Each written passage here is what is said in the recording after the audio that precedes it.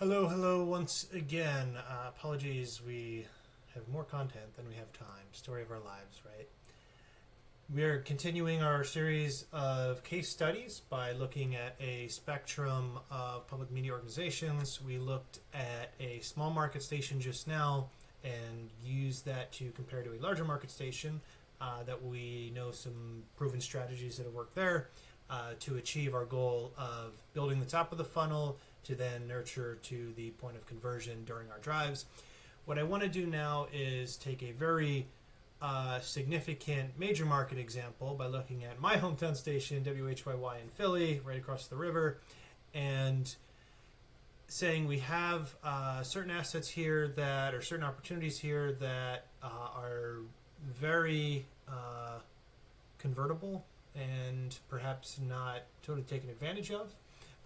This is a long time station, certainly a prestigious one. I mean, I think they're 70 some years of service. How about that? Again, a very familiar website. To my point, in the last one, they have a really cool local news opportunity. Philly, obviously, is one of the largest metros in the country. I want to say in the neighborhood of like 6 million people. So there is a significant opportunity, and we see that reflected in their Facebook page. You know, we looked at KAXE, KBXE that had 8,000 people, 115,000 people here, right? Like 12, 15 times the number of that. Here's the thing, though. All these people that are very interested, and part of the reason they're so big is the dual license station, but we go back a few days, the 8 people, an outlier, 41 people, 48 people, it's great. 1 person engaging, 3 people liking, 12 people, 11. This is not to say that this is in itself a bad thing, because a like is often misinterpreted as a vanity metric, right?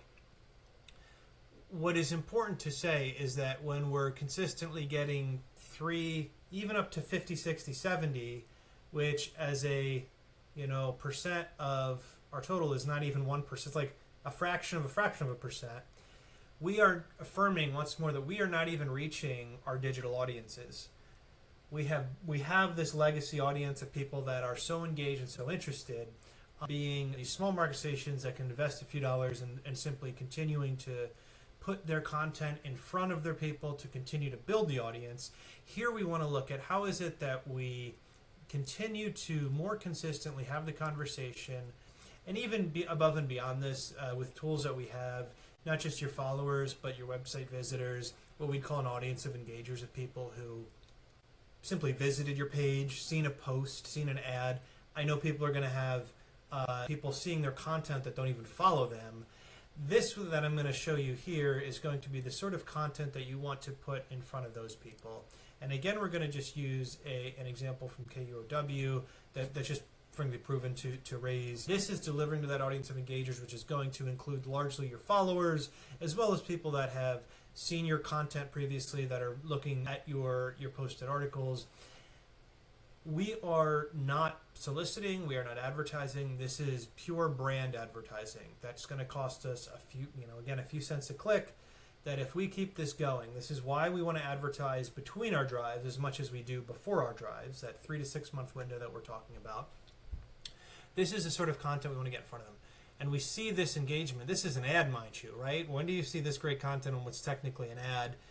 People sharing it, content, commenting on it, and algorithmically, when we get this level of engagement, especially early on, we are really accelerating the delivery. We're also reducing our interaction costs too, which when we get into ROAS, stuff like that, just portends really strong residual benefits in terms of reaching the most amount of people with the limited budgets we have.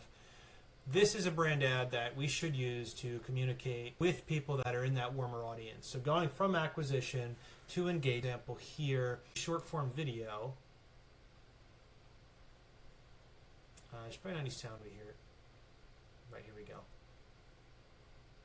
And I apologize for the quality. I'm playing a video of a video here, but you'll see that this is the sort of content that is delivering to that same audience on like an Instagram story or a YouTube short. These are touch points that are extolling our mission, extolling our virtues, and keeping us present in the minds of and hearts of those who are going to be most energized and most mobilized and most motivated today, early March 25, to to convert their enthusiasm to $2.